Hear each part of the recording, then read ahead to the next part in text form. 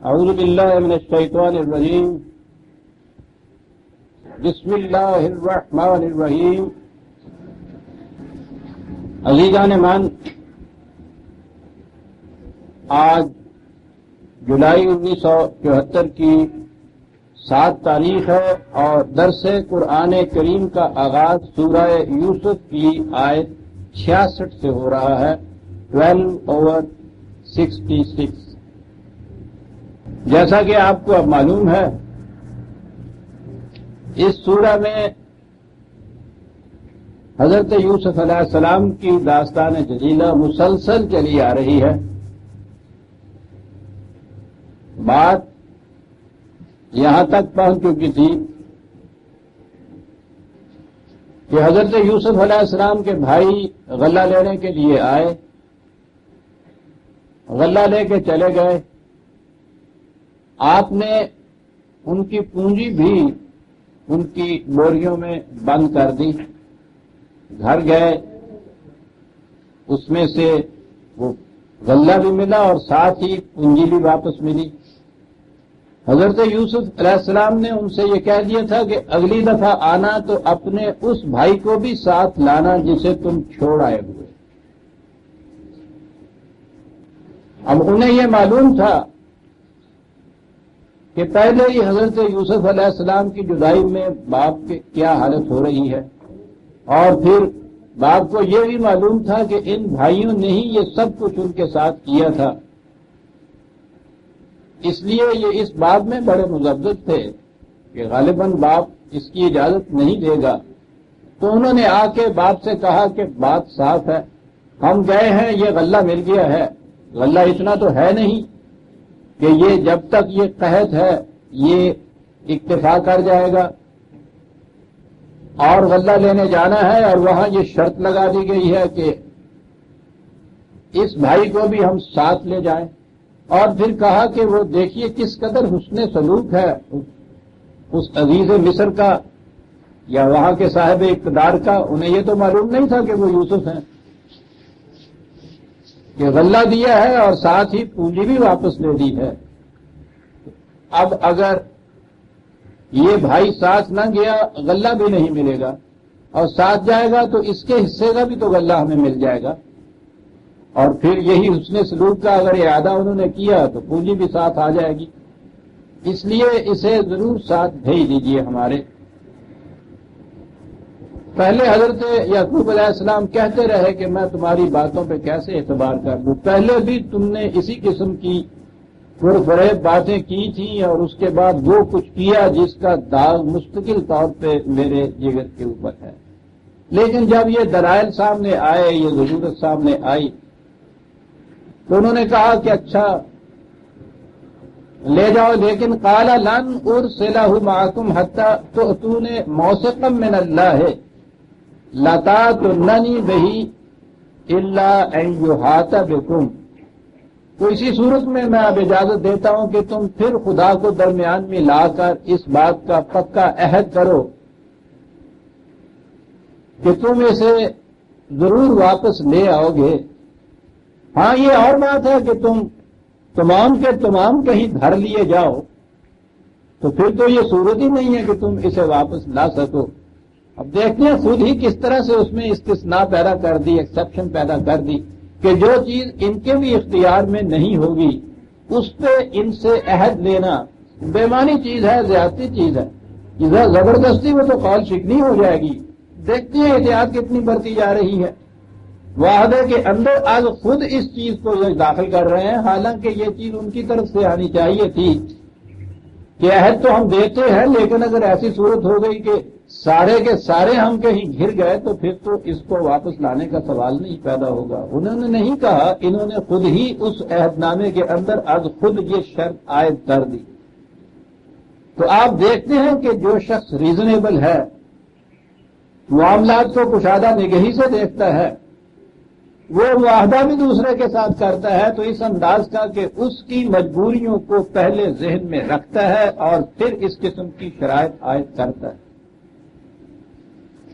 یہ ارباب سیرت و کردار جو تھے ان کی کیفیت یہ تھی یہ سوال صرف اتنا ہی نہیں تھا کہ خدا کی طرف سے وحی آئی اور لوگوں تک پہنچا دیا، یہ بڑی بلند سیرت کے، کشادہ نگہی کے، وسیع الظرف انسان ہوتے تھے، ان کا کردار بڑا بلند، ان کی سیرت بڑی پاکیزہ ہوتی تھی۔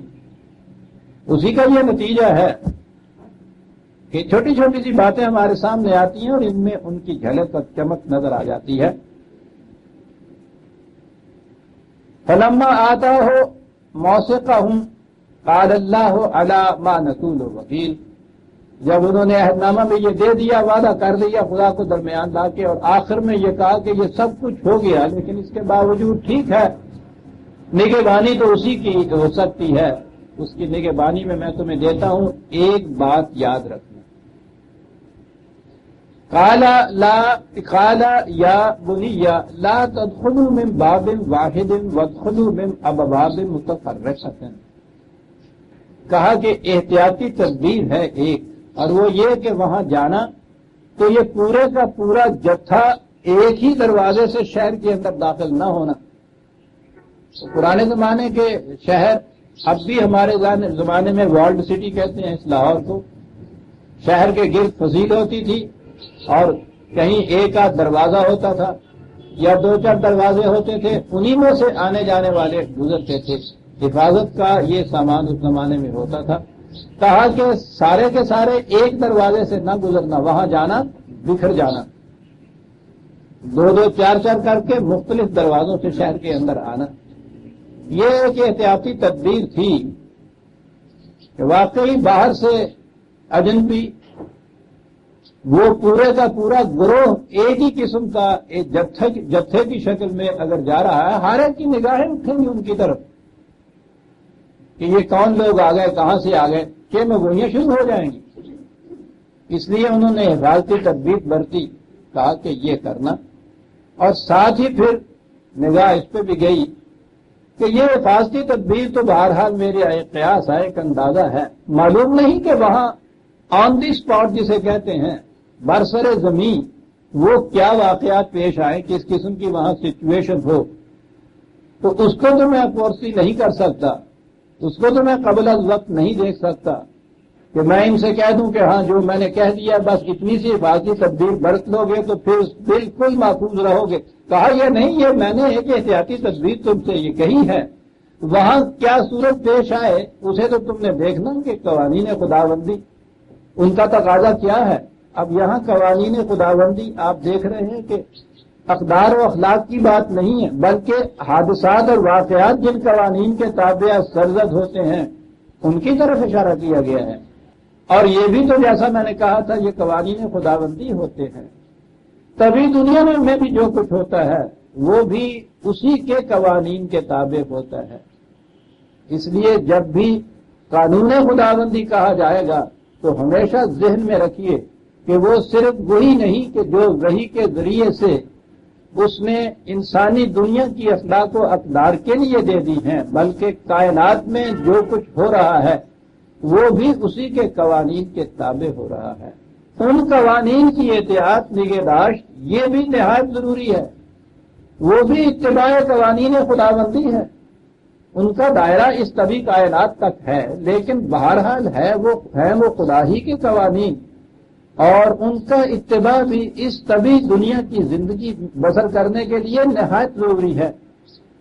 کہا یہ کہ وما اغنی عنکم من اللہ من شیء، اس لیے کہ ان الحکم الا للہ، یہ نہیں کہ جتنے بھی معاملات آنے والے ہیں وہاں جو کچھ بھی واقعہ ہوگا ان سب کے متعلق میں تمہیں بتا دوں گا کہ ایسا ہوگا تو یہ کرنا، ایسا ہوگا تو یہ کرنا، یہ سوال نہیں ہے، غیب کا علم مجھے نہیں ہے۔ اب یہاں سے یہ بات بھی نظر آ رہی ہے، قرآن کریم بالتصریح یہ چیز واضح کرتا ہے کہ غیب کا علم یعنی مستقبل کا علم، آنے والے واقعات کا علم خدا کے سوا کسی کو نہیں۔ اس نے خود یہ استثناء کی کہ ان میں سے جو بات ہم اپنے رسولوں میں سے کسی کو بتانا چاہیں وحی کے ذریعے بتاتے ہیں، تو گویا غیب کے علم یا مستقبل کے متعلق کچھ کہنا جسے آپ پیش گوئی کہتے ہیں، قرآن کی نص صریح کی روح سے خدا کے سوا کسی کو غیب کا علم نہیں ہوتا۔ وہ کسی کو یہ علم دیتا ہے یا دیتا تھا، اب ہمیں کہنے چاہیے، وہ رسول کو دیتا تھا اور وہ وحی کے ذریعے ملتا تھا. یعنی رسول کو اگر وحی کے ذریعے یہ علم نہ ملے کوئی تو رسول کو بھی یہ علم نہیں ہوتا تھا. یہ بڑی اہم چیز ہے. یہ جسے آپ فیوچر مستقبل کہتے ہیں، یہ جتنی کائنات کی چیزیں ہیں جو خدا کے لگے بندے قوانین کے تابع زندگی بسر کرنے پہ مجبور ہیں، جنہیں کوئی اختیار نہیں ان میں کسی قسم کی تبدیلی کرنے کا یا اپنی مرضی سے کچھ کرنے کا، اس کے متعلق، ان چیزوں کے متعلق تو آپ حسابی قاعدے کے مطابق کہہ سکتے ہیں کہ سورج کو گرہن 100 سال کے بعد اتنے منٹ اتنے سیکنڈ پہ لگے گا اور اتنے وقت تک رہے گا، کیونکہ وہ قوانین کی اطاعت پہ مجبور ہے، اس میں سرکشی نہیں برت سکتا. اس لیے اس حسابی قاعدے میں یعنی قانون خداوندی کو سمجھنے کے بعد اس کی روشنی میں جس نتیجے پہ انسان پہنچتا ہے، اگر یہ قاعدہ صحیح ہے، اگر یہ کیلکولیشن صحیح ہے، پھر اس کے مطابق یقیناً ہوتا ہے. یہ مستقبل کی خبر نہیں ہے، یہ اس کے قانون کی روح سے جو کچھ ہونا ہے اس کا علم ہے. وَعَلَّمَ آدَمَ الْأَسْمَاءَ كُلَّهَا. آدمی میں اس کی استعداد دے دی گئی ہے کہ وہ ان قوانین کا علم حاصل کرے، اور جب یہ علم حاصل کر لے گا تو پھر سارے ملائکہ اس کے سامنے جھک جائیں گے.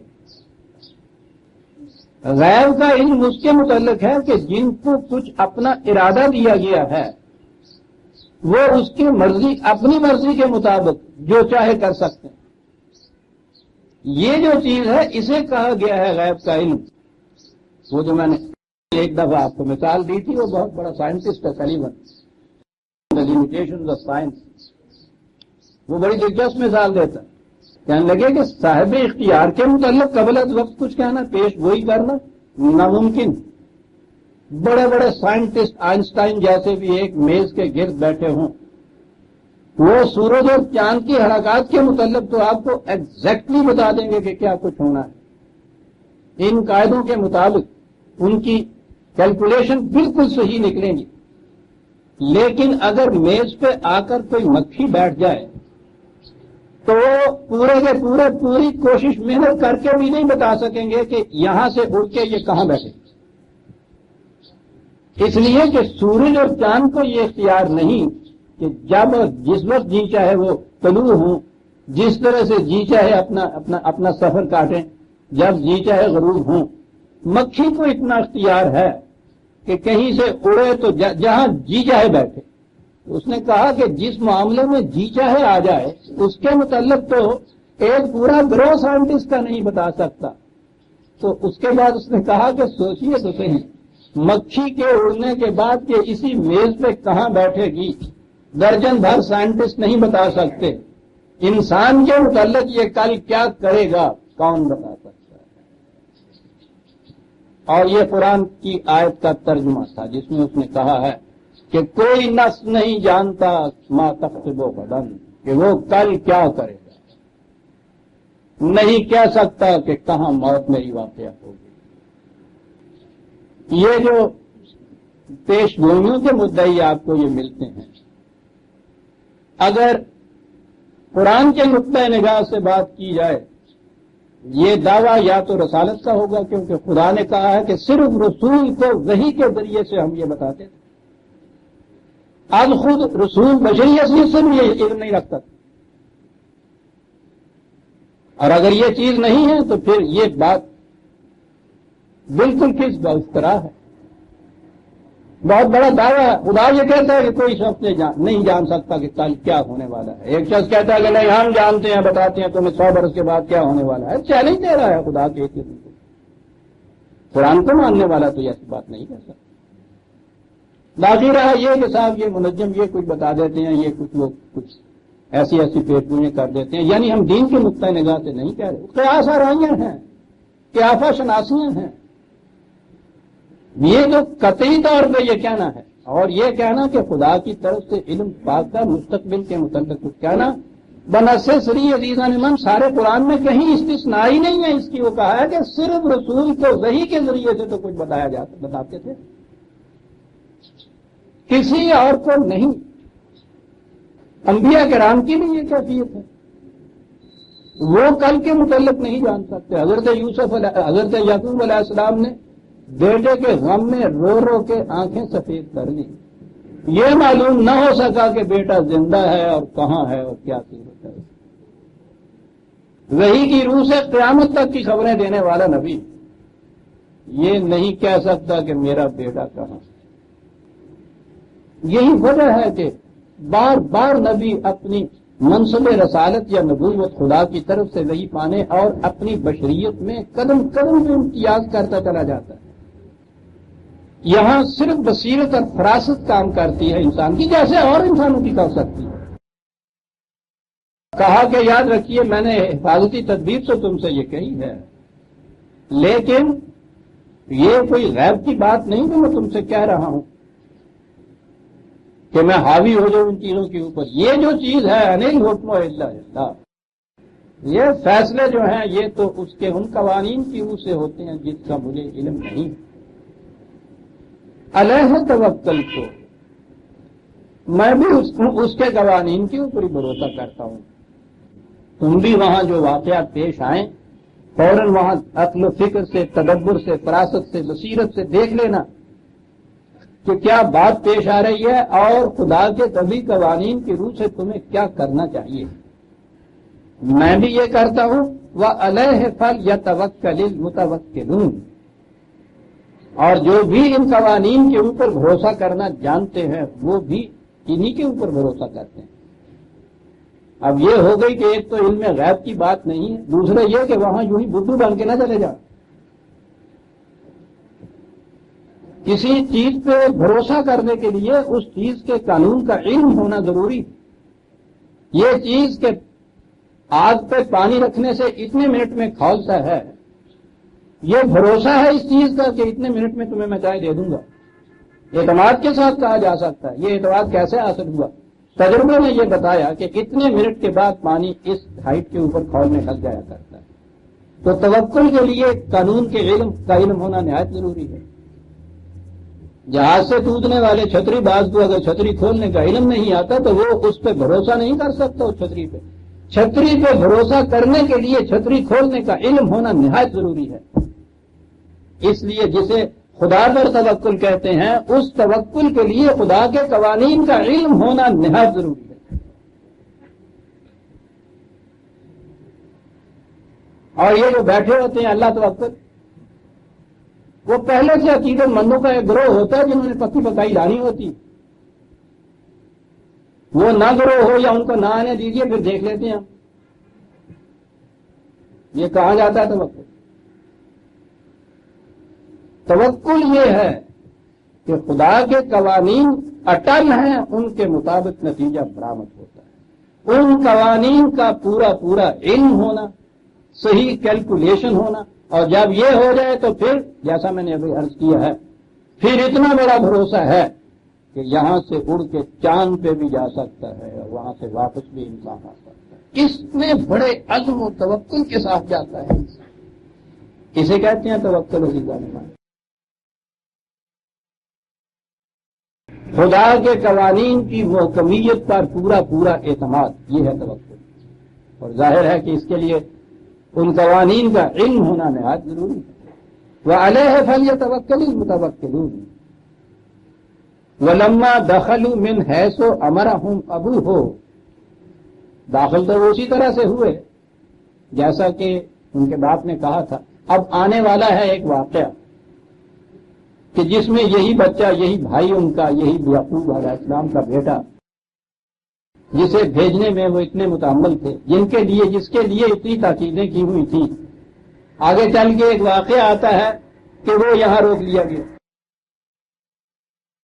تو کہا کہ وہ حفاظتی تدبیر تو ساری کر لی، ما کان یغنی عنہم من اللہ من شیء، لیکن وہی کا یہ مستقبل کا علم تو ایسا نہیں تھا نا، اس لیے اس سے کوئی چیز ان کو بھی مستغنی نہیں کر سکی۔ یہ بات جو انہوں نے کہی تھی کیا تھا؟ قرآن کے الفاظ، اللہ حاجت فی نفس یعقوب قضاها، اس کے دل میں خلش پیدا ہوئی تھی، اس نے اپنی خلش نکال لی تھی، بس اتنا کیا۔ کس طرح مقام نبوت کو نکھارتا ابھارتا چلا جاتا ہے قرآن، بشریت سے الگ کرتا ہوا، بشریت کی دنیا کے اندر ان کو ایک عام بشر کی حیثیت سے پیش کرتا ہوا۔ اللہ حاجتن فی نفس یعقوب قضا، دل میں ایک کھٹکا اور خلش سی پیدا ہوئی، وہ خلش نکال لی انہوں نے اپنے یہ کہنے سے۔ وہ جو آنے والے واقعات تھے ان کا تو ان کو علم نہیں تھا کہ قبل از وقت اس کی بھی تدبیریں بتا دیتے، اور اس طرح سے محکم طور پر ان تمام سے اپنی حفاظت کا اور بچوں کی حفاظت کا سامان کر دیتے۔ کچھ نہیں تھی، خلش پیدا ہوئی تھی، قضا وہ پوری کر لی، ٹھیک ہے۔ ما کان یغنی عنہ من اللہ من شیء، آنے والے واقعات جو تھے ان کے اوپر وہ حاوی نہیں ہو سکتا۔ یہ بھی جو خلش کے مطابق انہوں نے کہا ہے اور بڑی چیز۔ وَإِنَّهُ لَذُو عِلْمٍ لِمَا عَلَّمْنَاهُ، یہ جو حفاظتی تدبیر تھی، اب یہاں دیکھیے پھر ہمارے ہاں کی وہی غلطی آ جاتی ہے۔ یہاں بھی قرآن میں یہ آیا کہ ہم نے جو ان کو علم دیا تھا، جھٹ سے انہوں نے کہا کہ وہی کا علم ہے۔ میں نے پہلے بھی عرض کیا تھا کہ قرآن کے وہ مقامات جہاں کسی فعل کو، کسی کام کو خدا اپنی طرف منسوب کرتا ہے کہ ہم نے ایسا کیا، وہ مقامات بڑے غور طلب ہوتے ہیں۔ بس سطحی طور پہ تو ہر چیز اس کی طرف ہم منسوب کرتے چلے جاتے ہیں، پہلے خود یہ مشکلات اپنے سامنے خود عائد کر لیتے ہیں، پھر ان کا حل ڈھونڈنے نکلتے ہیں، حل ملتا نہیں۔ ختم اللہ علی قلوبہم، خدا نے ان کے دلوں پر مہر کر دی۔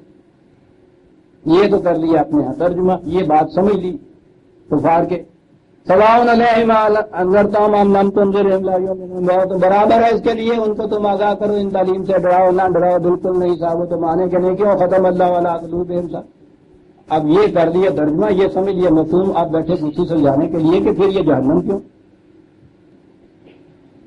یعنی جب یہ صورت ہے کہ دلوں پہ خود ہی مہر کر دی، یہ بائی دی وے ضمن آپ دیکھتے ہیں ختمہ جو ورب ہے، یہ فعل ہے، یہ وہی خاتم والی بات جو ہے، ختمہ کے معنی ہی ہم مہر اوپر سے لگا دیں، ختم اللہ والا۔ تو میں نے عرض کیا ہے کہ یہ مقامات بڑے غور طلب ہوتے ہیں،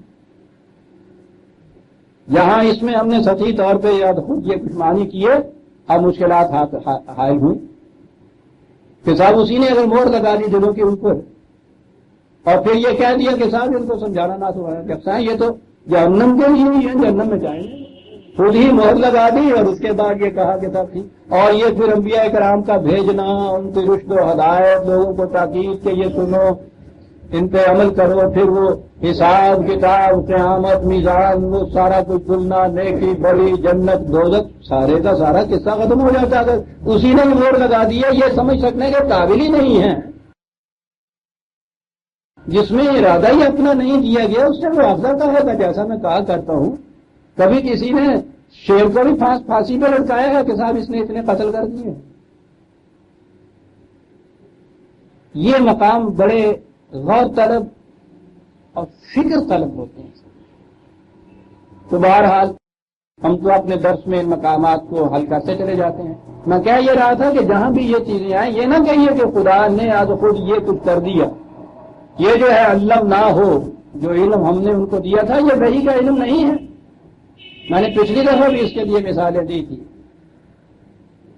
علم الانسان ما لم یعلم، ہم نے انسان کو سکھایا جو یہ نہیں ہے۔ علامہ البیان، ہم نے اس کو بولنا سکھایا۔ علامہ بالقلم، ہم نے اس کو لکھنا سکھایا۔ سیدھی سی بات ہے کہ اللہ میاں نے تو کوئی مدرسہ کھولا ہوا نہیں، اور پھر مدرسے میں بھی یہ نہیں ہے کہ کوئی اور ٹیچر بتائیں، وہ کہتا ہم نے یہ سکھایا۔ وہ آگے کبھی کسی نے دیکھا ہے کہ وہ بیٹھ کے تختی پہ لکھنا سکھا رہا ہو، بچے کو یہ الگ دیتے کاف سے کوا بتا رہے ہو، وہاں کیا چیز ہے؟ سورہ مائدہ میں ہے کہ تم یہ شکاری جانوروں کا گوشت تم کھاؤ، یہ شکاری کتوں کے ذریعے سے جو تم شکار کرتے ہو وہ شکار کرنا جو ہم نے تمہیں سکھایا ہے۔ شکاری کتوں کے سدھانے کے متعلق بھی وہ یہ چیز کہتا ہے۔ تو یاد رکھیے، جتنی چیزیں یہاں قانون خداوندی کے مطابق کی جاتی ہیں ان کو وہ اپنی طرف منسوخ کر دیتا ہے۔ اگر وہ یہ کہے کہ پانی کو ہم کھولاتے ہیں جب تم آگ پہ رکھتے ہو، صحیح بات ہے، لیکن صحیح اس طرح سے ہے کہ ہم نے آگ میں یہ خصوصیت رکھ دی ہے کہ وہ اس طرح سے اتنے وقت کے اندر پانی کو کھلا سکتی ہے، ہم نے یہ خصوصیت رکھ دی ہے۔ یہ چیزیں ہیں، وہاں ہمیشہ یہ دیکھو کہ خدا کے کن قوانین کے تابع یہ چیز ہوتی ہے، اس کے مطابق مفہوم ہے۔ جب یہ کہا ختم اللہ علی قلوبہم، دوسری جگہ کہہ دیا کہ لَقَدْ ذَرَأْنَا لِجَهَنَّمَ كَثِيرًا مِنَ الْجِنِّ وَالْإِنسِ، یہ اکثریت تم دیکھو گے ان کے لوگوں کی کہ وہ نظر آ جاتا ہے ان کی صورت حال، زبان حال سے پکار رہے ہوتے ہیں کہ یہ جہنم کے انسان ہیں۔ کون سے؟ لَهُمْ قُلُوبٌ لَا يَفْقَهُونَ بِهَا، ان کے دل ہوتے ہیں سمجھنے سوچنے کی صلاحیت لیے، ان سے سمجھنے سوچنے کا کام نہیں لیتے۔ ختم اللہ علی قلوبہم، خدا کا قانون یہ ہے کہ جو سمجھنے سوچنے کی صلاحیتوں سے کام نہیں لیتا ہے وہ صلاحیتیں سلب ہو جاتی ہیں۔ ختم اللہ علی قلوبہم، لہم قلوب لا یفقہون بہا، اپنے ارادے سے ہے، ہم نے تو دیے تھی ان کو سمجھنے سوچنے کی صلاحیت، اب جو اس سے کام ہی نہیں لیتا ذرا نہ لے جہنم، یقیناً وہ جہنم کے لیے گئے۔ میں یہ عرض کر رہا تھا کہ جہاں یہ چیزیں آئے خدا کی طرف جو منسوب ہوں، وہاں ان مقامات کے ترجمے میں بھی اور اس کا مفہوم لینے میں بھی بڑی احتیاط، فکر، غور اور تدبر کی ضرورت ہوتی ہے۔ ضمن عرض کر دوں کہ میں نے کتاب التقدیر میں اتنا ہی کیا ہے کہ قرآن کریم کے جہاں اس قسم کے مقامات آئے ہیں وہاں قرآن ہی کی روشنی میں نے بتایا ہے کہ یہ کون سے قوانین ہیں جن کے تابع خدا کہتا ہے کہ ہم یوں کرتے ہیں۔ علمناہ وَإِنَّهُ لَذُو عِلْمٍ لِمَا عَلَّمْنَاهُ، وہ ٹھیک ہے صاحب، اب یہاں اس کا ترجمہ یہ نہیں کہ ہم نے اس کو جو علم دیا تھا وحی کے ذریعے، وہ صاحب بصیرت تھا، صاحب فراست تھا اس علم کے ذریعے سے کہ جو ہم نے انسانوں کو دے رکھا۔ علامہ آدم الاسماء، بات حضرت یعقوب کے آدمی ہونے کی حیثیت سے ہو رہی ہے۔ صاحب فراست تھا، اندازہ لگا لیا کہ ایک تدبیر جو تھی وہ کر کے ان کو بتا دی اور ساتھ کہہ دیا کہ یہ نہ سمجھ لینا کہ اس سے مکمل طور پہ تم محفوظ ہو گئے، وہاں تمہیں کچھ اور دیکھنے بھرنے کرنے سوچنے سمجھنے کی ضرورت نہیں ہے، موقع کے اوپر جو بات آئے گی خود سوچ سمجھ کے فیصلہ کرنا وہاں۔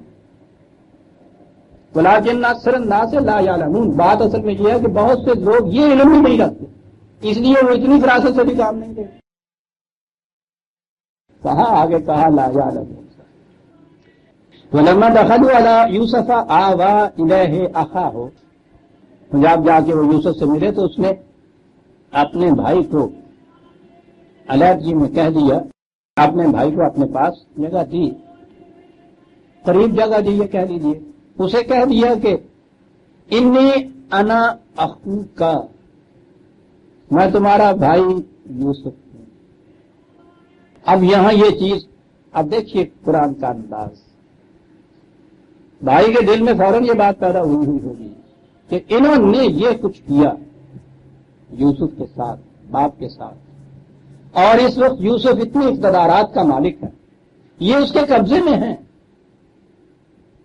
ان سے معاوضہ کرنا چاہیے۔ فوراً روک دیا، فلا تبتئس بما كانوا يعملون، نہ رکنا، جو کچھ انہوں نے کیا ہے اس پہ دل گرفتہ نہ ہو جانا۔ ابھی دوسری چیز یہ ہے کہ ان کی بڑا جامع لفظ ہے یہ، یا ایسا قرآن کا بھی ہوتا ہے کہ ان کی طرف سے ایسا نا امید بھی نہ ہو جانا کہ ان کی اصلاح نہیں ہو سکتی، اصلاح کی کوشش کریں گے۔ تب کیا کس طرح الفاظ کا انتخاب کرتا ہے، انتقام پہ وہ اترتا ہے جو یا تو اصلاح کرنا نہیں چاہتا یا یہ سمجھتا ہے کہ اس کی اصلاح ہو نہیں سکتی، اس کا طریقہ یہ ہے کہ مار مار کے بھرکس نکال دے۔ کہا نہ، دل گرفتہ بھی نہ ہو جانا اپنی چیز یہ، اور ان کی اصلاح کی طرف سے اتنی جلدی مایوس بھی نہ ہو جانا۔ بما كانوا يعملون، جو کچھ انہوں نے کیا ہے ٹھیک ہے، درمیان کی کڑیوں کی پھر ضرورت نہیں تھی، بیان نہیں کی ہے، غلہ دیا انہیں۔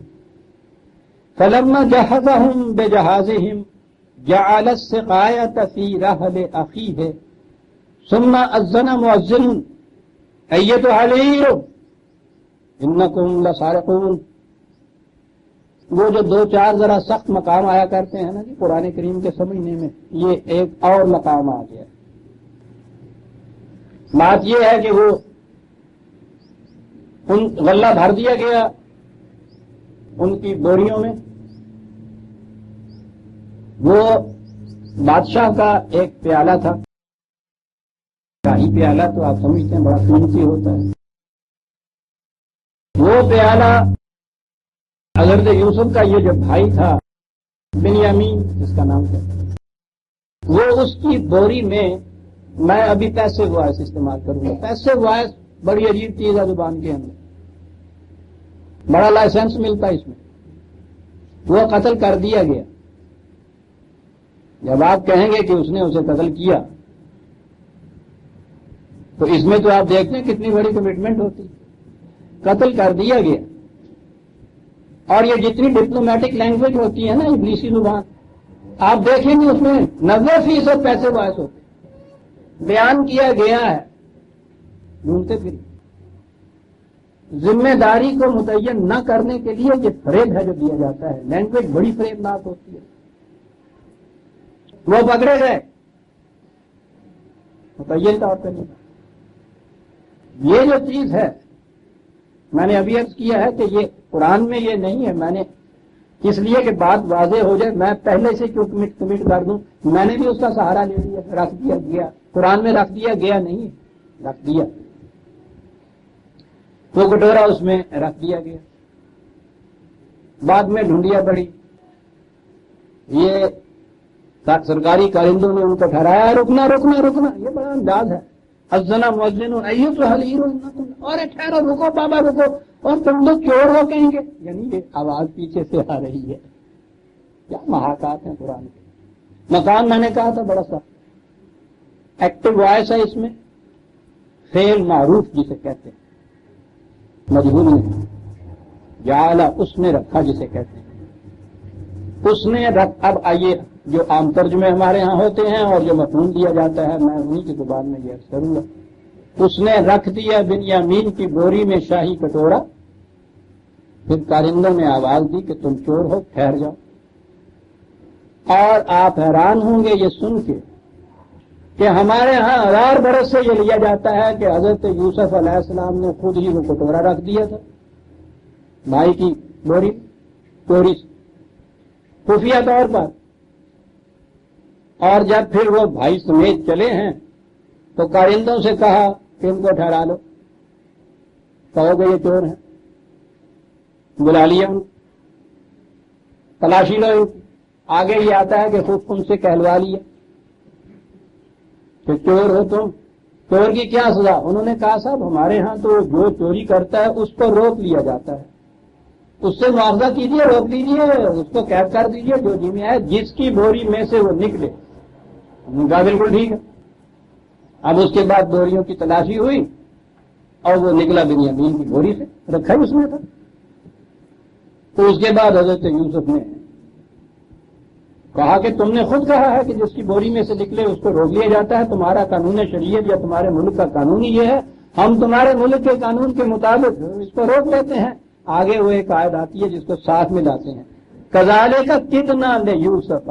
یہاں سے وہ لیتے ہیں. یہاں تو حضرت یوسفی کی بات تھی نا.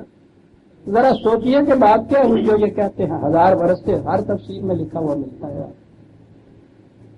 کہ حضرت یوسف چاہتے تھے بنیامین کو روک لینا، تو ایسے تو روکنا نہیں چاہتے تھے، یہ زیادتی ہو جاتی صاحب.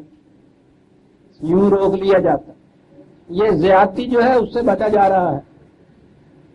بھائی کی بوری میں خفیہ طور پہ خود ہی کٹورا رکھ دیتے ہیں. پھر ان کو بلایا جاتا ہے، تلاشی لی جاتی ہے، اس کی بوری میں سے کٹورا نکلتے ہیں، انہی کے قانون کے مطابق اس کو روک لیا. کہتے ہیں دیکھا نا جی کس طرح سے الزام سے بچے.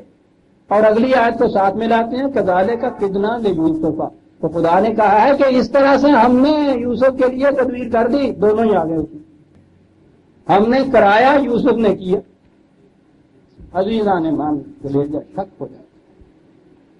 سوچ رہے ہیں کہ یہ جو ہے خدا کا علی العظم پیغمبر، جس کی بلندی کردار کے لیے یہ ساری صورت وصف کی ہے خدا نے. سیرت یوسف کی حسن اور عنایاں اس میں سے ابل پڑ رہی ہیں. ایک صورت کے ایک ایک ٹکڑے میں، ایک ایک قدم پہ آپ دیکھتے ہیں کہ موج خرام یار بھی کیا گل قطر گئی، یہ نظر آتا ہے. اس میں صورت یہ سوچیے کہ یہ سارا کردار کہاں جاتا ہے اس ایک واقعہ سے. ایک عام انسان اگر یہ بات کہے اس کے متعلق بھی کیا کہا جائے؟ یہ خود یہ کچھ کرے اور اس کے بعد سیدھی سی بات ہے کہ چوری کا بہتان لگا دیا نا بھائی کے خلاف. اول تو میں سمجھتا ہوں کہ اس کے لیے کسی قرآنی سند کی بھی ضرورت نہیں ہے کہ اس فعل کو کیا کہا جائے.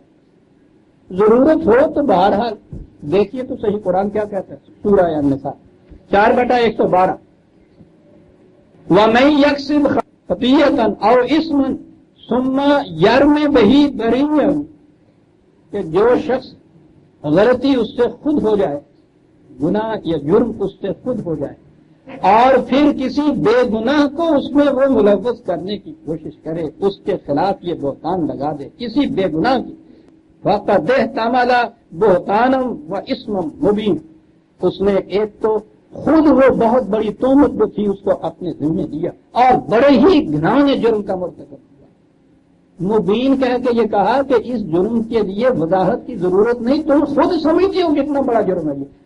اس میں مبین واہ واہ واہ، کسی افلاطون کے ذہن کی ضرورت نہیں سمجھنے کے لیے کہ یہ کتنا گھناؤنا جرم ہے کہ خود کو یہ چیز کرے بہتان دوسرے کے اوپر لگا لیتے. بے گناہ کے اوپر بہتان لگانا جو ہے، خود جرم کر کے بے گناہ پہ بہتان لگانا، یہ کہا ہے نا قرآن نے.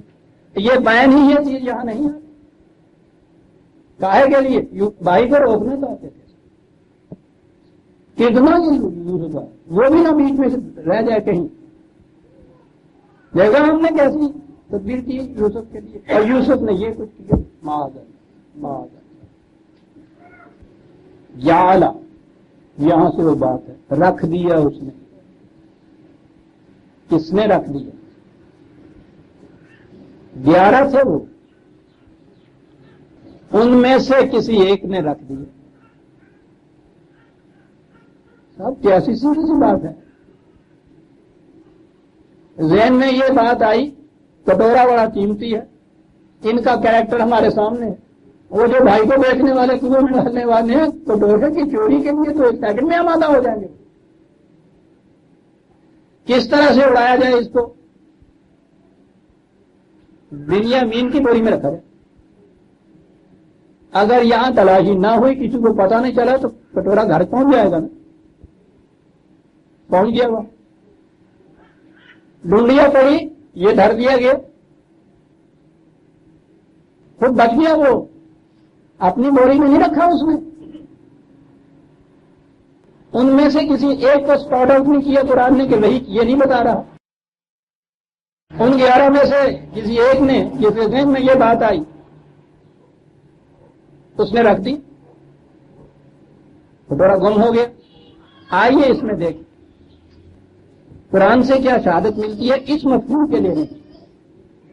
میں نے کہا ہے نا کہ قرآن پہ غور کیا جائے تو یہ مفاہیم قرآن کی روح سے سامنے آ جاتے. اس دفعہ بھی یہ چلے گئے تھے، پھر آئے تھے لینے کے لیے. یہ بھائی میں آگے چلا جا رہا ہوں اس کی شہادت دینے کے لیے کہ یہ مفہوم کیسا ہے، متبادل ہوتا ہے. پھر جب آئے تھے، یعنی یہ تیسرا، یہ جو بھائی تھا یہ تو یہاں روک لیا گیا تھا، آگے آتی ہے یہ بات. اس کے بعد یہ گئے، پھر واپس آئے لینے کے لیے. اب وہ وقت آ گیا تھا جب حضرت یوسف نے سمجھا تھا کہ یہ جو اب اس پہ پردہ پڑا ہوا ہے اس داستان پہ، اس کو اٹھا دینا چاہیے. انہیں بتا دینا چاہیے کہ میں کون ہوں، تم کون ہو، تم نے کیا کچھ کیا تھا. بھائی کو تو یہاں روک دیا تھا. یہاں دیکھیے ایک بات، ان سے کہہ رہے ہیں آپ حضرت یوسف کہ تم آئے ہو، وہاں سے آئے ہو، اس کے بیٹے ہو، ٹھیک، کتنے بھائی ہو تم. قال هل علمتم ما فعلتم بيوسف واخيه، یہ ہے صاحب راز. یوسف کے ساتھ جو کچھ کیا تھا وہ تو بات سامنے ہے ہمارے. یہ یوسف کے بھائی کے ساتھ تو کچھ اور انہوں نے نہیں کیا. وہ کہہ رہے ہیں انہیں کہ تم وہ ہو نا، تو تمہیں تو معلوم ہے نا کہ تم نے یوسف کے ساتھ کیا کیا تھا اور اس کے بعد اس کے اس بھائی کے ساتھ کیا کیا تھا. جعلہ کا فاعل معلوم ہے صاحب کہ کس نے یہ کیا تھا. ساری داستان میں کہیں اس بھائی کا مطلب یہ نہیں آیا کہ انہوں نے اس کے ساتھ اس کے سوا کچھ اور بھی کیا ہو. حل علم تم، کوئی اور جانے نہ جانے، تم تو جانتے ہو نا. ما فعلتم یوسف، یوسف کے ساتھ تم نے کیا کیا تو بھی تم جانتے. باپ سے جا کے کہہ دیا تھا تو بھیڑیا کھا گیا، جانتے ہو. وہ اخی ہے، اور اس کے اس بھائی کے ساتھ کیا کیا تھا جانتے ہو نا تم. بات صاف ہے بے وجیبہ رہنا، کہیں اور تلاش کرنے کی ضرورت ہی نہیں. اور پھر وہ دوست مفہوم لینے سے آپ دیکھتے ہیں کہ کس قدر گھناؤنا تصورات ہے. معاذ اللہ معاذ اللہ، عام شریف انسان کا وہ تصور. آپ یہ کہیں گے کہ 7,000 برس سے یہ کچھ کہے چلے جا رہے ہیں، کسی کے ذہن میں یہ بات نہیں آ رہی ہے. آ کیوں نہیں رہی؟ دانستہ کیا جا رہا ہے یہ کہنے کے لیے کہ سچ بولنا اسلام میں دین کے قرآن کی روح سے بہت بڑی عظمت کی چیز ہے. لیکن زندگی کی بعض ضروریات ایسی ہوتی ہیں جس میں جھوٹ بولنا واجب ہو جاتا ہے، اور سمجھ لاتے ہیں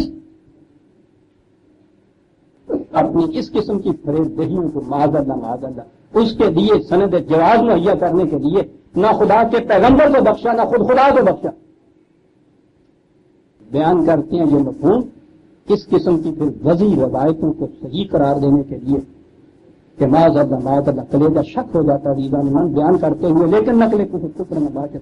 تو خود نبی اکرم صلی اللہ علیہ وسلم نے اپنے ایک مخالف میں جو تھا اس کو قتل کرانے کے لیے ایک سازش کی. اپنے 2 صحابیوں کو تیار کیا جو اس کے دوست تھے. رات کو بھیجا کہ جاؤ اس کو ورغلا کے گھر سے باہر نکالو، بہلا پھسلا کے جنگل میں لے جاؤ، باتیں بنا کے دوست کی حیثیت سے جاؤ وہاں قتل کرو. اور اس میں یہ ہے اس روایت میں کہ انہوں نے کہا کہ یا رسول اللہ وہاں اگر ہمیں کسی قسم کے جھوٹ بولنا پڑے، کچھ مکر و فریب کرنا پڑے، آپ نے کہا اجازت ہے. جب کہا گیا کہ یہ تمہارے ہاں کی یہ حدیث یہ روایت ہے، ان کے انکار پہ کہتے ہو کہ کافر ہو جاتا ہے انسان. کیا کہتے ہیں یہ کیا کہتے ہیں؟ حضرت یوسف نے نہیں کیا تھا اور خدا نے کرایا تھا. اور اگلی بات یہ کہ آپ نے بھی یہ جو کہا ہوگا خدا ہی کے حکم کے مطابق کہا ہوگا. حضور آپ نہیں کہہ سکتے، کچھ کہتے ہی نہیں تھے. یہاں بھی ایک رسول ہے، اس کا خدا، وہاں بھی رسول ہے، وہ سند. یہ ہے وہ چیز جس کی وجہ سے یہ نہیں ہے کہ خدا نہ کر دیتے ہیں. ہم ضرورتیں ایسی ہوتی ہیں جن کے لیے جھوٹ بولنا واجب ہو جاتا ہے. یہ نہیں کہ اجازت ہوتی ہے وہاں. یہ ایک اصطلاح ہے وجود کی. سب سے ان پر فرض ہوتا ہے جو خدا کی طرف سے لازم ہوتا ہے. فرض سے نیچے جو چیز ہے وہ واجب ہوتی ہے، اور واجب کا ترک کرنے والا مجرم ہوتا ہے. یعنی وہاں جھوٹ نہ بولنے والا مجرم قرار پا رہا ہے. اور سند ہے وہ کہ حضور نبی اکرم صلی اللہ علیہ وسلم نے وہ خود صاحب اس کو قتل کرایا تھا. کعب بن اشرف جو اس طرح سے قتل کرایا تھا، یوں صحابہ کو بھیجا تھا یہ سارا کچھ کر کے. معاذ اللہ عزیزان مان، یہ ہیں وہ روایات اور احادیث جن کے انکار سے یہ مجرم آپ کے سامنے کفر کے فتووں کا مورد بنا. اور میں پھر کہا کرتا ہوں زندگی کے آخری دنوں کے اندر اگر خدا کے رسولوں کی عظمت اور نبی اکرم صلی اللہ علیہ وسلم کی ناموس کی حفاظت کے لیے ایک کفر کا فتویٰ کیا 10,000 کفر کے فتوے لگ گئے. تو ناز ہے ان فتووں کے اوپر لا رہے خدا کے پیغمبر نبی اکرم صلی اللہ علیہ وسلم، اس کے صحابہ کے بعد ہر وہ شخص جس کے ایمان کی شہادت خدا نے دی ہے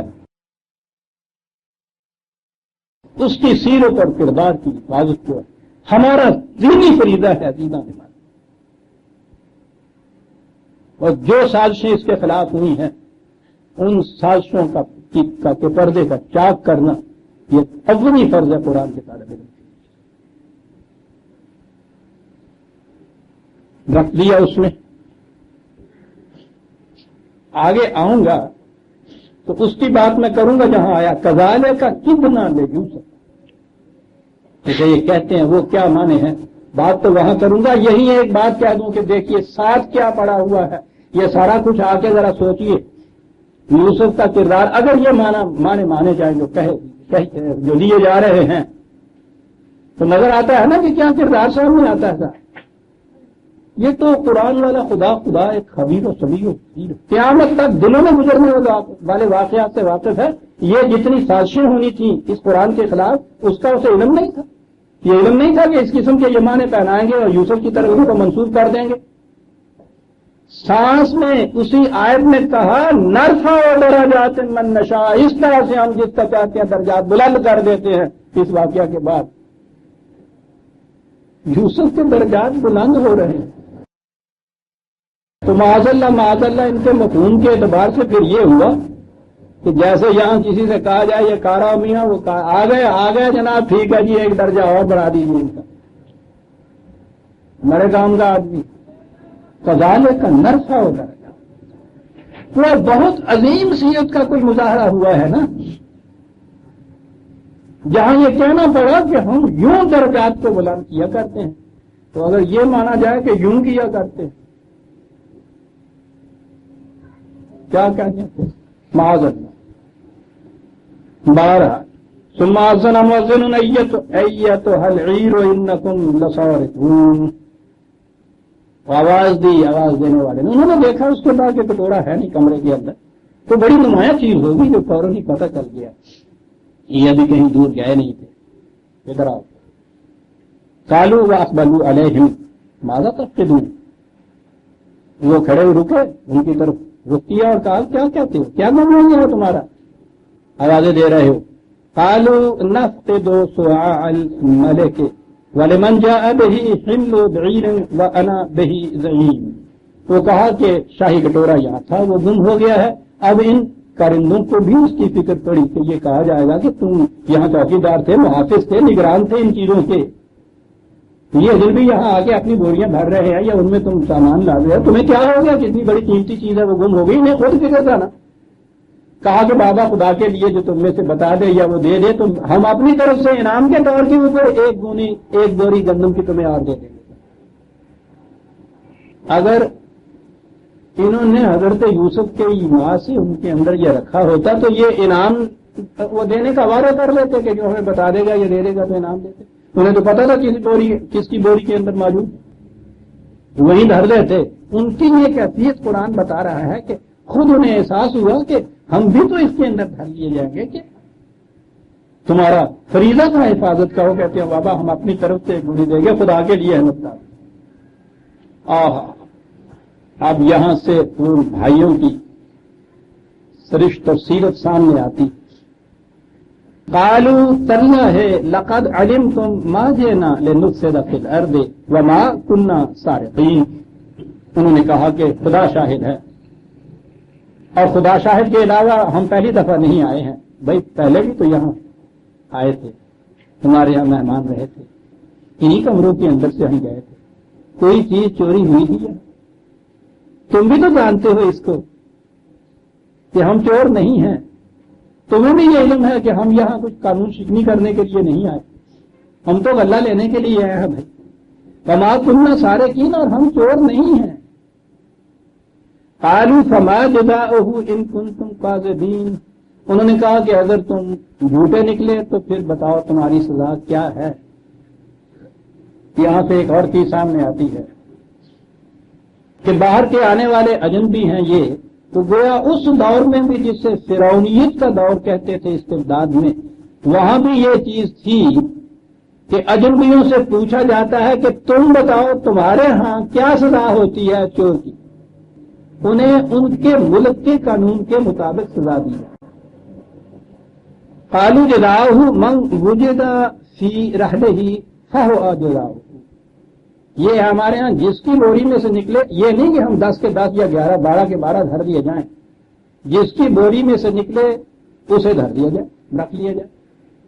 کذالک نجزی الظالمین، ہمارے ہاں اس طرح سے مجرموں کو سزا دی جاتی ہے۔ یا یوں کہیے کہ وہ رکھنے والے کو تو پتا تھا کس میں ہے، بچنے کے لیے کہیں ہمیں اویٹمنٹ میں ساتھ نہ رکھ دیا جائے، قاتل اگر رقیب ہے تو تم گواہ ہو، اس لیے بچتے نہیں مواخذہ ہے روز حشر سے۔ تو انہوں نے کہا کہ یہ ساتھ دھر لے کے ٹھیک ہے صاحب، کسی ایک کی بوری میں سے نکلا ہے، کیا پتا کس کی بوری میں سے نکلا، اور تم سارے کے سارے تو یہاں موجود تھے، تمہارے سامنے یہ کچھ ہوا تھا، اس لیے تمہیں بھی کیوں نہ دھر لیا جائے۔ یا شاید یہ چیز انہوں نے کہی کہ جس کی بوری میں سے نکلے ہمارے ہاں تو اسی کو پکڑا جاتا ہے، ساتھ جو دوسرے ہوتے ہیں ان کو نہیں دھر لیا جاتا۔ دونوں صورتیں ہو سکتی ہیں۔ یہ تو بات ہے نا کہ کیسے سمجھا جائے معاملے کو۔ کہا یہ ہے انہوں نے فَبَدَأَ بِأَوْعِيَتِهِمْ قَبْلَ وِعَاءِ أَخِيهِ ثُمَّ اسْتَخْرَجَهَا مِنْ وِعَاءِ أَخِيهِ۔ انہوں نے ایک ایک کر کے بوریوں کو کھولنا شروع کیا، اور آخر الامر دیکھا کہ وہ یوسف کا جو بھائی تھا اس کی بوری میں سے وہ کٹورا نکل آیا، اس چیز میں سے نکلنا تھا۔ یہ دیکھیے کذالک کتنا لے یوسف ما کان لیاخذ اخاہ فی دین الملک۔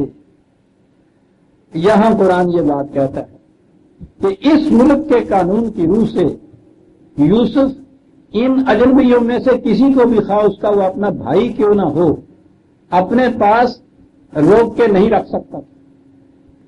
یعنی اب یہ دیکھیے یہ اور سیرت کی بات کہ جو بھی وہاں مروجہ قانون ہے اس قانون کی پابندی اتنی کرنے والا ہے یہ شخص کہ چاہتا تو اپنے بھائی کو اپنے پاس روک کے رکھ لیتا۔ وہ تو قرآن کہتا ہے کہ اتنا بڑا صاحب اقتدار یہ شخص تھا، یہ حضرت یوسف علیہ السلام، سارے ملک میں ان کا حکم چلتا تھا، بات ہی کچھ نہیں تھی، لیکن کہا کہ نہیں، قانون کی بڑی سختی سے پابندی کرنے والا تھا یہ شخص۔ بادشاہ کے قانون کی روح سے یہ اسے روک نہیں سکتا۔ ایک بات ایسی ہو گئی کہ جو یہ چاہتا تھا وہ بھی ہو گیا، بادشاہ کے قانون کی شکنی بھی نہ ہوئی اور کسی قسم کی ناواجب بات بھی نہ اس کو کرنی پڑی۔ یوں بعض تدبیریں ہو جاتی ہیں خود بخود کا۔ یہاں لفظ ہے دین الملک، دین کے معنی واضح ہو جاتے، بادشاہ کے قانون کی روح سے دین کہتے ہیں قانون کی روح۔ یہ تو پھر مذہب ہوتا ہے جو واز ہوتا ہے، دین واز نہیں ہوتا، دین قانون ہوتا ہے۔ اور قانون اور واز میں فرق یہ ہوتا ہے کہ واز میں بھی وہی بات کی جاتی ہے، اس میں پینلٹی کلاز نہیں ہوتی۔ اگر یہ کچوری کرو گے وہ زیادہ سے زیادہ یہی کہتے ہیں کہ خدا کی لعنت تم پہ ہو، اس کے عذاب میں پکڑے جاؤ گے، یہاں کی بات نہیں ہے۔ یہی لفظ جب قانون میں آتا ہے تو ہوتا ہے کہ چوری کرو گے تو 6 مہینے کی سزا ملے گی۔ یہ جو ہے نا آخری کلاز یہاں آ کر واز دین بنتا ہے، اور دین میں جب یہ صورت نہ ہو، اور یہ صورت تو اپنی آزاد مملکت میں ہی ہو سکتی۔ وہاں انڈیا میں جب ہم تھے، ہندوستان میں تھے، یا اب بھی جو وہاں کے مسلمان ہیں، یہ جتنی چیزیں آپ کی تعزیرات پاکستان میں قانون کی حیثیت لیے ہوئے ہیں وہاں بھی یہ چیزیں موجود تھیں، وہاں واز کی حیثیت لیے ہوئے بیشتر چیزیں جتنی آپ کہتے ہیں۔ آج بھی وہاں ملا اسی واز کرتا ہے، اور یہاں بھی چونکہ ابھی وہ قرآن کے نظام کو نائز نہیں ہے، آپ بھی واز ہی کرتے ہیں وہ، اور یہ آپ دیکھ رہے ہیں کہ واز کا اثر کیا ہوتا ہے۔ کتنے واز کہے جاتے ہیں کہ یہ بددیانتی، بدمعاملگی، یہ چوری، اسمگلنگ، یہ بڑی بری بات ہے، اور یہ خدا کے یہاں یہ ہوگا، اور یہ کہہ چلے جا رہے ہیں، وہ کہہ رہے ہوتے ہیں، یہ اونگ رہے ہوتے ہیں۔ لیکن جب یہی چیز ایک ضابطۂ قانون کی حیثیت سے یہاں نافذ ہوگی پھر یہ مذہب نہیں رہے گا، دین بن جائے گا، واز نہیں رہے گا، قانون ہو جائے گا۔ اور جیسا میں نے عرض کیا قانون کے لیے اپنی آزاد مملکت کی ضرورت ہے، اور یہ تھی مطالبہ پاکستان کی بنیاد کہ ہم نے اسلام کو جو اب مذہب بن چکا ہے اسے ہم نے دین بنانا ہے جو دل حقیقت مقصود ہے اس سے، اور وہ اپنی آزاد مملکت کے بغیر نہیں بن سکتا۔ اس بنیاد پہ ہم پاکستان کا مطالبہ کرتے ہیں۔ یہ تھا مطالبہ عزیزان میں، دین الملک۔ کیا بات ہے قرآن معنی متعین کرنے میں نہیں ہے کہ ہم جو جی چاہے بات معنی متعین کریں، فی دین الملک الا ان یشاء، خدا کے قانون مشیت کی روح سے یہی جو مختلف حوادث وقائع یوں جمع ہو جاتے ہیں۔ اور یہاں آ کے یہ کہا کہ یوسف کا جی بھی چاہتا تھا بھائی کو گود قانون کی روح سے روک نہیں سکتا، غلط قدم کوئی اٹھا نہیں سکتا، جی میں یہ تھا کہ بھائی کو روک لے، رحم کر اپنی تمنا پر، تو کس مشکل میں پابندی کی یہ صورت کہ ادھر کوئی ناواجب بات کرنے سے اقدار خداوندی کی خلاف ورزی ہو رہی ہے، یوسف وہ نہیں کر سکتا، یوں روک لینے سے بادشاہ کے قانون، ملک کے مروجہ قانون کی خلاف ورزی ہو رہی ہے، یوسف یہ بھی نہیں کرنا چاہتا، ان میں سے کوئی بات بھی کرتا تو یوسف اس درجے بلند سے گر جاتا جس کے اوپر وہ تھا، یوسف کی تمنا بھی پوری ہو گئی اور ان میں سے کوئی بات بھی اس کو نہ کرنی پڑی، نرفع درجات من نشاء۔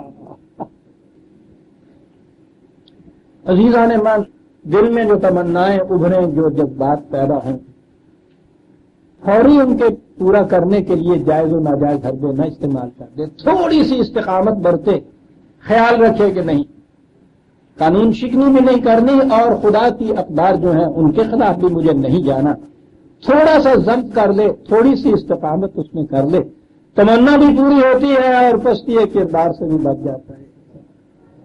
اور اسی لیے کہا کہ ان الذین قالوا ربنا اللہ ثم استقاموا تتنزل علیہم الملائکہ، یہ کہا کہ خدا کا قانون برحق ہے، میں نے اس کی اتباع کرنی ہے، اور پھر ذرا استقامت سے کام لے، دیکھیں کہ کس طرح فرشتے نہیں نازل ہونے شروع ہو جاتے، نرفع درجات من نشاء۔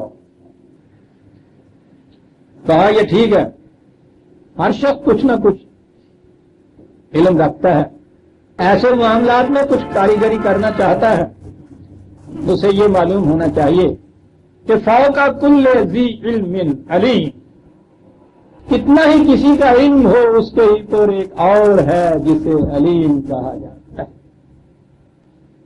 یہ ساری کاریگریاں، یہ ساری تدبیریں، یہ سازشیں، یہ حربے، یہ سارے کے سارے علم کی بنا پہ اور عقل کی بنا پہ انسان کرتا ہے نا، بیچارہ ناواقف بدھو بیوقوف جو ہے وہ تو جانتا ہی نہیں ان چیزوں کو، لیکن کہا کہ ہر وہ شخص کہ جس کو اس کا علم ان چیزوں کی طرف لے جائے وہ بھارے، اسے معلوم ہونا چاہیے کہ آخری علم میرے ہی پاس نہیں، فوق کل ذی علم علیم، کل ذی، کتنا ہی بڑا کاریگر کیوں نہ بندہ ہو اسے معلوم ہونا چاہیے کہ نہیں میرے اوپر ایک اور علیم ہے، اور اگر یہ چیز ہے کہ خفیہ سازشوں سے یہ کچھ کیا جائے تو اسے بھی پتا ہونا چاہیے کہ ایک وہ ہے جو جانتا ہے، وہ دل میں گزرنے والے خیالات تک تو جانتا ہے۔ مقدمہ پیش ہو گیا، حضرت یوسف کی عدالت میں مقدمہ جانا تھا، وہیں تو یہ سب کچھ ہوا تھا۔ ان سے پوچھا کیا کہتے، کہتے کیا ہے، ٹھیک ہے چور ہے، اور یہ تو نئی بات نہیں، سنیے عزیزان مان، یوسف ہی کے سامنے کھڑے ہیں عدالت میں، کہتے ہیں کوئی نئی بات اس میں کی، قالوا ان یسرق فقد سرق اخ له من قبل، اس نے آج چوری کیا، اس کا ایک بھائی بھی تھا وہ بھی چوری تھا، اس نے اس پہلے چوری کی۔ اب آ گئی مشکل ہمارے مفسرین کے لیے، یعنی بات یوسف کے بھائی کہہ رہے ہیں کہ یوسف نے بھی کی، اور یہ ہمارے مفسرین ثبوت بہم پہنچا رہے ہیں ان کے بھائیوں کے اس الزام کا کہ اس نے چوری کی نہیں۔ تو یا اللہ کیا کیا جائے، کنوں کے بس پہ گئے پیغمبر صاحب معذر بیٹھے ہیں سر کہ کیا کریں، یوسف کی چوری کیسے ثابت کریں؟ بہت دور سوچا سر، بہت سوچتے تھے، کہنے لگے یوسف علیہ السلام چھوٹے بچے ہی تھے، والدہ ان کی فوت ہو گئی تھی، باپ نے انہیں ان کی پھوپھی کے پاس بھیج دیا پرورش کرنے کے لیے، تو وہاں یہ رہا بچہ، بڑی محبت ہو گئی اس پھوپھی کو، اس کے گھر اولاد کو، حضرت یعقوب پھر گئے جب یہ ذرا بڑے ہو گئے تو بہن کے پاس کہ انہیں دے دیجیے، وہ دینا نہیں چاہتی تھی، اب وہ یہ سوچے کہ کیسے رکھیں، بھائی کے جذبات کا بھی خیال زبردستی رکھ نہیں سکتی، تو اس نے اپنا ایک کڑا یا کنگن تھا سونے کا، اسے یوسف کے کپڑے وپڑے باندھے لپیٹے تو اس کے اندر وہ کڑا رکھ دیا. ساری یہاں کی کہانی وہاں چلی آ رہی ہے اور بھیج دیا آپ کے ساتھ. رونے تو ہم نے ہم چاہیے کی کر دی. جب لے کے چلے تو اس کے وہیں تک تھے تو ان کیا برا ٹھہر جاؤ یہ میرا کڑا گم ہو گیا ہے. وہ کہنے لگے کڑا گم ہو گیا تو اس سے کیا واسطہ؟ کہنے لگے تمہیں پتا نہیں یہ تو روز چیزیں چرایا کرتا. ضرور ایسا نہیں چرایا. میں کیا کہتی ہوں چرایا اس کے پاس ہے کیا؟ یہ کپڑے ہے تو چھوٹے موٹے بیچارہ اپنا کچھ کھلونے وانے مجھے باندھ کے دے آئے ہیں. آ تو دیکھ لے. اور جب وہ کھولا اس کے اندر سے کڑا نہیں. قانون یہ تھا کہ چور جو ہے اس کو رکھ لیا جاتا ہے. اس طرح سے کچھ نہیں یہ اس کو رکھ لیے. اور یہ وہاں کہہ رہے ہیں کہ صاحب یہ بھائی اس کا یہ کیا ہے؟ یہ اس کا ایک اور بھائی تھا. وہ تو بچپن سے چور تھا ساری عمر کا چور. پھوپھی دے کرو کڑا چڑھا لے. یہ ہمارے مفسرین صاحب اس کے لیے یہ پیش کرتے ہیں. سوچتے نہیں کہ کہنے والے کون ہیں. یعنی ملزم کے جو بھائی کھڑے ہیں وہ ٹھیک ہے. ہر ملزم کا وہ مجرم ہی ہو اس کو ایک وکیل تو مل جاتا ہے نا. تو اس کا کام ہی یہ ہوتا ہے. اسے پتا ہوتا ہے کہ اس نے یہ جرم کیا ہے. کام اس کا یہ ہے کہ کسی طرح سے کوئی نکات پیدا کرے. مجرم ہے وہ بے گناہ ثابت ہو جاتا ہے. اب یہ کھڑے ہیں وہاں چرایا ہوا جو سب کچھ ہے یہ وہاں کہہ رہے ہیں یہ بات. اب ان کو وکیل چاہیے. یہ ہمارے مفسر وکیل مل رہے ہیں وہ ثابت کر رہے ہیں کہ ہاں صاحب ٹھیک ہے یہ بات تھی. یہ تو شروع سے ہی چور تھے. آگے ایک بات آتی ہے بڑی دلچسپ. کہا انہوں نے یوسف کے سامنے عدالت کی کرسی پہ بیٹھا ہے. شاہی کا جگر چاہیے عزیزان مان ان باتوں کو سن کے ضبط کرنا. فَأَسَرَّهَا يُوسُفُ فِي نَفْسِهِ. ہاں کوڑ تے بڑی چڑی لیکن دل میں ہی بات رہنے دیا. کچھ نہیں کہا. وَلَمْ يُبْدِهَا لَهُمْ. ابھی وہ حقیقت کو واشگاف نہیں کرنا چاہتا. یہ تو نہ کہا کہ تم نے اس کے بھائی کے خلاف کہا. ویسے بھی میں سمجھتا ہوں کہ ایک جج کی یہ حیثیت نہیں ہے کہ ذاتی معاملہ اگر اس کے اندر آ جائے تو اس پہ اس مقدمے میں کوئی بات پوچھ کر اگر کرنی ہے اس میں تو خود مقدمہ دائر کرے کہیں دوسری جگہ جائے. بات جو کہی یہ ہر جج کہہ سکتا. کہنے لگا کیا بات ہے قرآن کی عزیزہ نے مان کیا یہ مقام اللہ اکبر لوٹنے کی جائے. قرآن کا تو ہر قدم جو ہے لوٹنے کی جائے. کہا کہ اچھا تم یہ بتا رہے ہو کہ یہ چور اور کوئی انوکھی بات نہیں ہے یہ اس کا بھائی اس کے متعلق کہہ رہے ہو کہ یہ بھی چوریاں کیا ہی کرتا تھا. کہنے لگے کہ عزیزہ نے من میں ایک بات تم سے کہنا چاہتا ہوں کہ تم نے یہ کچھ جو کہا ہے تمہیں معلوم ہے کہ یہ کیا کہہ دیا تم نے؟ کالا انتم شر مکانا. تم نے یہ تو کہہ دیا کہ یہ خاندانی ہمارا اس قسم کا ہے تو تم بھی تو اسی خاندان کے افراد. کہا سوچو ذرا تم نے ان کو تو ملزم قرار دے دیا. اس سے اپنے متعلق تم نے کیا امپریشن کریٹ کیا؟ تم اجنبی ہو ہم تمہارے خاندان کے متعلق کچھ نہیں جانتے. لیکن یہ جو تم کہتے ہو یہ ایک حادثہ تھا. تم کہتے کہ نہیں صاحب ہم لوگ بڑے پاک باز ہیں ہمارا خاندان بڑا بلند ہے یہ سب کچھ ہے. اس سے ایک بچہ تھا ناشدنی بات ہوگی ٹھیک ہے. تم کہتے ہو کہ نہیں صاحب یہ بات نہیں ہے یہ کہ اس کا بھائی ہوگی یہ کچھ کیا کرتا تھا تو نظر آیا. یعنی یہ بات انتم شرح مکانن. کہا کہ تم نے یہ کہہ کے پتہ ہے خود اپنے متعلق کیا امپریشن کریٹ کیا اور وہ یہ کہ تمہارا تو سارا خاندان ہی ایسا نظر آتا ہے. اور اس کے بعد کہا کہ یہ دیکھیے میں کوئی الزام تم کو نہیں دیتا. جو بات تم نے کہی تھی اس سے یہ نتیجہ اخذ ہوتا ہے واللہ عالم بما تصفون. جو باتیں تم کرتے ہو ان کی حقیقت تو وہ جانتا ہے لیکن نظر بظاہر اس سے امپریشن یہی کریٹ ہوتا ہے کہ تمہارا خاندان کوئی اچھا خاندان نہیں. تمہارے بیانات کے مطابق واقعات جو صحیح ہیں ان کو خدا ہی جانتا ہے.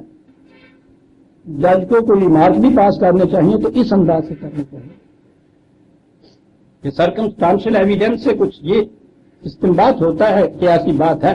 میں یقینی طور پہ نہیں تمہیں ملزم قرار دیتا. واللہ عالم بما جو تم کہتے ہو اس کا صحیح علم تو اس کو ہی ہے لیکن تاثرات اس سے یہی تم دے رہے ہو کہ کوئی اچھا خاندان نہیں جس کے تم افراد ہو. فوراً بات سمجھ گیا کہ بھانپ گیا ہے، فوراً ہی اس اقدام پہ آ گیا کہ جہاں اس قسم کے لوگ جن کا کریکٹر نہیں اس پہ اترا کرتے ہیں، رحم کے جذبہ، پجامت کے جذبہ، کالو ایھا العزیز انا لہو ابن شیخا کبیرا، وہ صاحب اقتدار بادشاہ، کیا کہیں ہم اس کے متعلق، کیا کہیں ہم ان کے متعلق، اپنے متعلق بھی ہم کچھ نہیں کہنا چاہتے، تم نے سب کچھ کہہ دیا، ہمارے خاندان کے متعلق بھی تم ہم صرف یہ کہنے چاہیے کہ بڑا بوڑھا باپ ہے پیچھے اور بیٹا مر جائے گا۔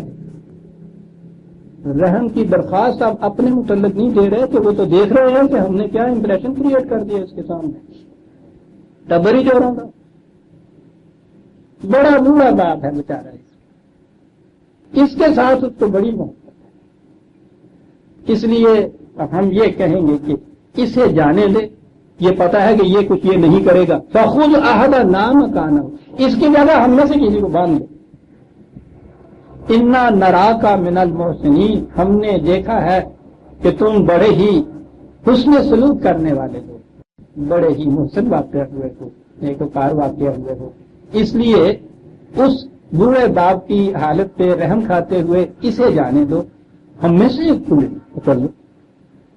اب یہاں بھی وہی وکیلانہ حربہ ہے کہ محسنین جو ہے وہ یہ تو کرے گا ہی نہیں کہ جرم کوئی کہے کرے اور پکڑ کسی کو لے، اور اگر بات بوڑھے باپ کی حالت پہ رحم آ گیا تو اس کو چھوڑ دے گا، یہ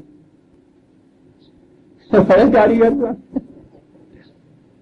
قال معاذ اللہ ان ناخذ الا من وجدنا متاعنا عنده انا اذا لظالمون، کیا کہہ رہے ہو تم، چور کوئی ہو سزا میں کسی اور کو دے دوں، خدا نہ کرتا معاذ اللہ، مجھے تو تمہاری اس سجیشن کے مقابلے میں خدا کے قانون میں پناہ لینی پڑے گی۔ رحم کی درخواست جذباتی چیز ہے، ہو سکتا تھا میں جذبات میں آ جاتا تم نے جو کچھ کہا تھا، معاذ اللہ کہاں کہا ہے؟ تو میں نے ایک دن آپ سے یہ کہا تھا نا کہ معاذ اللہ ہمارے ہاں تو اب انشاءاللہ اور معاذ اللہ اور ماشاء اللہ اور یہ چیزیں جو ہیں اسماء ان سب میں تو منہ چند الفاظ بن گئے ہیں جن کے معنی کچھ نہیں ہے، معاذ اللہ بڑی چیز ہے صاحب۔ میں نے کہا تھا عرب کہاں استعمال کرتے ہیں، یہ مووی کے ساتھ چھوٹے چھوٹے جو چولہے ہوتے ہیں، یہ چولہے چلتے پھرتے ہیں، کہیں اگر چیل کا سایہ یا بلی کی میاؤں کان میں پڑتی ہے، آپ کو پتا ہے ان کا فرسٹ ری ایکشن کیا ہوتا ہے، وہ دوڑ کے ماں کے حفاظت کے نیچے آ جاتے ہیں۔ اس طرح سے ان چھوٹے بچوں کا ماں کی حفاظت میں آ جانا ان کے ہاں تعوذ کہلاتا تھا، جہاں سے تعویذ کا لفظ نکلا۔ جہاں کہیں خطرہ نظر آئے تعلیم ہماری یہ ہے اعوذ باللہ من الشیطان الرجیم، میں ان جذباتی خطرات سے خدا کے قانون کی پناہ میں آنا چاہتا ہوں۔ جہاں کہیں سایہ بھی کہیں پڑے اس قسم کی سرکشی کا، فوراً دوڑ کے خدا کے قانون کی پناہ میں آ جائے، اسے کہتے ہیں معاذ اللہ۔ کہا جذبات کو اپیل کرتے ہو اور یہ کہتے ہو کہ تم میں سے ایک کو لے لوں، میں جذبات کی بات تو ٹھیک ہے لیکن میں خدا کی پناہ میں، اس کے قانون کی پناہ میں آنا چاہتا ہوں، جس کی جو مجرم ہے اسی کو سزا ملے گی، ایسا نہ میں کروں گا تو ہم تو ظالم ہو جائیں گے، اور تم کہتے ہو کہ میں محسنین میں سے ہوں، محسنین ظالم کیسے ہو سکتا ہے اور ظالم محسنین میں سے نہیں ہو سکتا، یہ تو متضاد بات ہے جو تم نے خود کہہ دی۔ فلم مست منہ خلصوا نجیا، جب ادھر سے مایوس ہو گئے تو پھر بیٹھ گئے سارے اکٹھے ہو گئے کہ اب کیا کیا جائے۔ قال کبیرہم الم تعلموا ان اباکم قد اخذ علیکم موثقا من اللہ ومن قبل ما فرطتم فی یوسف، بڑا جو ان کا بھائی تھا سب سے اس نے کہا کہ کچھ ایک دو ڈانٹ بھی پلائی ہوگی ساتھ اس کے، تو اس کو معلوم ہوگا کہ ان میں سے ہی کس نے یہ کیا تھا، یہ قصہ کٹورے والا۔ ان سے کہا کہ تمہیں پتا ہے کہ باپ نے کتنی تاکید سے تم سے یہ عہد لیا تھا، اور پھر اس سے پہلے تم خود یوسف کے ساتھ کیا کر چکے ہوئے، تمہیں سب پتا ہے نا۔ فلن ابرح الارض حتى يأذن لي ابي او يحكم الله لي وهو خير الحاكمين، تم جہاں جی چاہے جاؤ، باپ کے پاس جاؤ، وہاں جاؤ صاحب، میں تو منہ دکھانے کے قابل نہیں، میں نہیں جانا، تاہاں کہ وہ باپ مجھے اجازت دے دے کہ آ جائے، یا خدا ہی کا کوئی حکم مجھ پہ نافذ ہو جائے، مجھے موت آ جائے یا کچھ ایسے ہو جائے، میں نہیں تمہارے ساتھ جانے کو تیار۔ بہت بڑی شرم کی بات آتی ہے، بڑا تھا نا، ارجعوا الی ابیکم فقولوا، جاؤ باپ کے پاس جاؤ اور اس سے جا کے کہنا، اور لیرا نے من تھا بڑا، اپنی حفاظت تو کر دیا، جو کہا ہے اس کے کہنے کے لیے بھی میں نے کہا بڑا ہی پتھر کا کلیجہ چاہیے، سننے کے لیے بھی سینے میں دل کی جگہ پر یہ چاہیے، اور پھر یہ دیکھیے کہ نشتر کتنا بڑا ہے، کہا کہنا یا ابنا ان نبن کا سارا کا، کہنا کہ حبا جان تمہارے لاڈلے نے وہاں دیکھا کیا چاند چڑھایا، ان نبن کا، یہ نہیں کہا کہنا کہ ہمارے بھائی نے وہاں یہ کہا، یہ نہیں کہا کہنا بنیامین نے کہا، تیرے بیٹے نے یہ کیا وہاں، واقعات اور قرآن کا بیان عزیزان ایمان، کہا یوں کہنا جا کے اس سے، یعنی تم بڑی ظلم ہو جائے، بالکل یہ کہنا کہ تیرے بیٹے نے وہاں چوری کی ہے۔ اس کے بعد عزیزان ایمان کتنا غصہ اور رنج کیوں نہ ہو سکے، ان کے اوپر وہ غصہ نکال ہی نہیں سکتے، اتنا بڑا ملزم اسے بھی ٹھہرا دیا کہ یہ ہے تمہاری تربیت کا اثر، یہ ہے جن کو تم چھاتی سے لگائے پھر رہے تھے، ہم سب پہ ترجیح دے رہی تھی، جس کو اتنا پیار کرتے تھے، اتنا بڑا لاڈلا تھا، لو کرتوت دیکھ لو، منہ بند کر دیتا انسان کو اس قسم کا الزام جو آ کے تھا، بڑا تھا نا، خود تو گیا نہیں اور ان کو یہ سکھایا، تو کہنا جا کے یہ وما شہدنا الا بما علمنا، تاکہ ہم اسی بات کی گواہی دے سکتے ہیں جتنا ہمیں علم ہے، اس سے آگے نہیں ہم کچھ کہہ سکتے۔ وما كنا للغیب حافظین، وہ ٹھیک ہے، غیب کا علم تو خدا کو ہے، یا اس کے معنی دوسرے یہ ہو سکتے ہیں، شاہدہ کے معنی نگران کے اگر ہو جائیں، یہاں گواہ نہ ہوں، تو کہا کہ ہم نے تم سے معاہدہ کیا تھا، عہد دیا تھا کہ ہم اس کی حفاظت کریں، ہم تو اسی حد تک حفاظت کر سکتے تھے جو باتیں ہمارے علم کے اندر ہوں، جو باتیں ہمارے علم میں ہی نہ ہوں ان کے لیے ہم حفاظت کس طرح سے کر سکتے تھے۔ یہ مفہوم زیادہ جچتا ہوا ہے، شاہدہ کے معنی یہ بھی ہو جاتے ہیں، حافظین کے معنی نگران اور حفاظت کرنے والے کے تو ہو سکتے ہیں، کہ وہ اگر الزام دے کہ تم جو عہد دے کے گئے تھے پھر لے کے کیوں نہیں آئے، تو کہا کہ جہاں تک تو یہ چیز مشہور تھی، یعنی محسوس طور پہ سامنے آنے والی جو باتیں تھیں ان تک تو ہم نے پوری حفاظت کی، ہم اب بھی کہتے ہیں کہ ہم نے عہد دیا تھا، لیکن جو باتیں ہوئی بس پردہ جن کا ہمیں علم ہی نہ ہو، چوری جو جس نے وہ کچھ کر دیا ہو، اس پہ ہم اس کی حفاظت کیسے کر سکتے تھے، ہمارا اعتبار نہ ہو۔ وَسَأَلِ الْقَرْيَةَ الَّتِي كُنَّا فِيهَا وَالْعِيرَ الَّتِي أَقْبَلْنَا فِيهَا إِنَّا لَصَادِقُونَ، جو ہم یہ کہہ رہے ہیں کہ اس نے چوری کی تھی اور اس لیے وہ دھر لیا گیا ہے، زیادہ آپ ہم ضروری سمجھیں تو چلیے اس بستی میں ان لوگوں سے جا کے پوچھ لیجیے گا کہ واقعہ کیا ہوا، یا یہ جو قافلہ ہم سے پہلے ابھی آیا ہے، 2 دن پہلے چل کے آ گیا تھا، ان قافلے والوں سے جا کے پوچھ لو کہ کیا یہ بات یوں ہوئی تھی یا نہیں جو ہم کہہ رہے ہیں، وَإِنَّا لَصَادِقُونَ، اور ہم جو کچھ کہہ رہے ہیں ٹھیک ہی کہہ رہے ہیں، ہم سچے ہیں اس بات میں جو تمہیں کہہ رہے ہیں۔ اب اس کے بعد حضرت یعقوب علیہ السلام کا جواب کیا ہے اور بات کیا ہوئی، وقت ہو گیا ہے، اسے ہم آئندہ لیں گے۔ سورہ یوسف کی آیت 82 تک ہم آگے عزیزان ایمان، 83 آیت سے آئندہ لیں گے۔ ربنا تقبل منا انک انت السمیع العلیم، ذرا 2 منٹ کے لیے